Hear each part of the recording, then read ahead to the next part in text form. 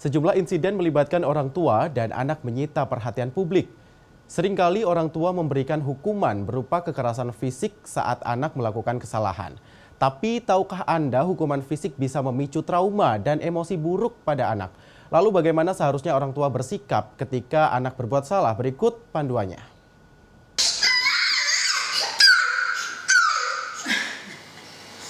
Octavia Amanda terus merayu Ana, anak bungsunya yang pagi itu tiba-tiba tantrum. Tak ada kata ancaman, apalagi bentakan yang keluar dari mulut perempuan yang akrab disapa Vivi itu. Usahanya berhasil. Emosi Ana akhirnya mereda. Vivi kembali bisa mengajaknya bicara.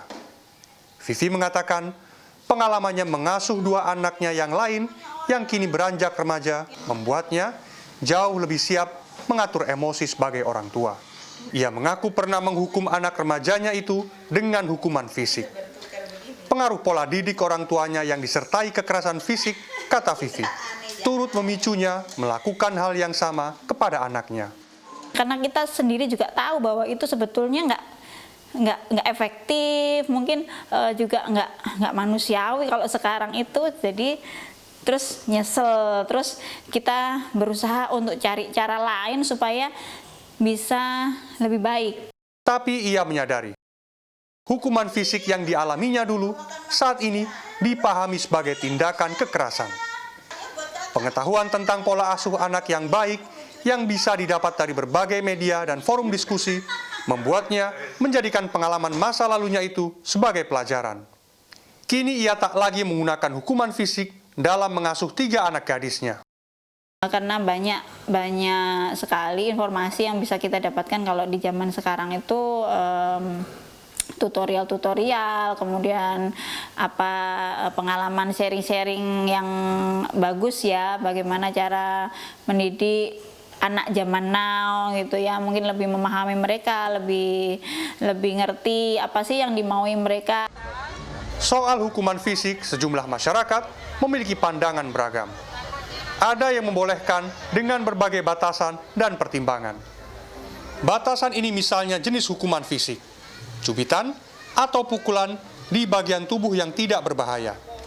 Namun ada pula masyarakat yang sama sekali menolak karena rasa trauma yang bisa ditimbulkan di kemudian hari. Kalau hukuman fisik buat anak-anak sendiri sih sebenarnya nggak masalah kalau menurut saya ya, asalkan nggak melebihi batas dan tidak membuat trauma si anak sendiri ya. Justru dari pengalaman saya yang masa kecil itu hukuman fisik itu lebih membentuk perasaan saya jadi lebih sensitif, lebih cengeng. Menurut saya sih boleh-boleh aja ya, hanya sebatas wajarnya aja ya, dan tidak di bagian yang sensitif. Menurut Eli Prasetyo, pengajar ilmu psikologi Universitas Katolik Widya Mandala, UKWM Surabaya, di usia remaja, anak sudah memahami apa konsekuensi yang ia hadapi, termasuk kemampuan berpikir yang sudah terbentuk. Sehingga pola asuh yang lebih mengedepankan diskusi jauh lebih efektif ketimbang hukuman fisik. Sebenarnya memukul itu lebih mengarah pada memunculkan hal-hal yang sifatnya negatif dari anak gitu ya. Baik itu perasaan, baik itu juga perasaan-perasaan malu, perasaan marah begitu. Tetapi juga bukan hanya dari anaknya saja, bahkan dari orang tuanya pun. Lalu apa yang bisa orang tua lakukan ketika hendak menghukum anak remaja mereka? Eli memberikan saran. Pertama, sesuaikan hukuman dengan usia anak Anda. Kedua, pastikan ketika menghukum Anda tidak dalam kondisi emosi dan bicaralah dengan intonasi yang jelas. Ketiga, Anda bisa mencabut hak istimewa anak Anda, misalnya dalam penggunaan gadget untuk menimbulkan rasa tanggung jawab. Jadi kayak dia malah jadi promotornya. Lalu keempat, jangan sekali-sekali mengancam karena kepercayaan anak kepada Anda akan berkurang. Setelah hukuman diberikan, usahakan membuat komitmen bersama kembali.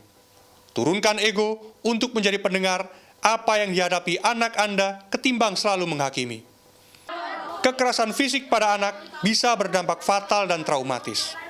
Anak bisa cenderung agresif, sulit bersosialisasi, gangguan belajar, dan berpotensi melakukan kekerasan yang sama di masa depan. Miftah Farid, Andras Wicaksono, Surabaya, Jawa Timur.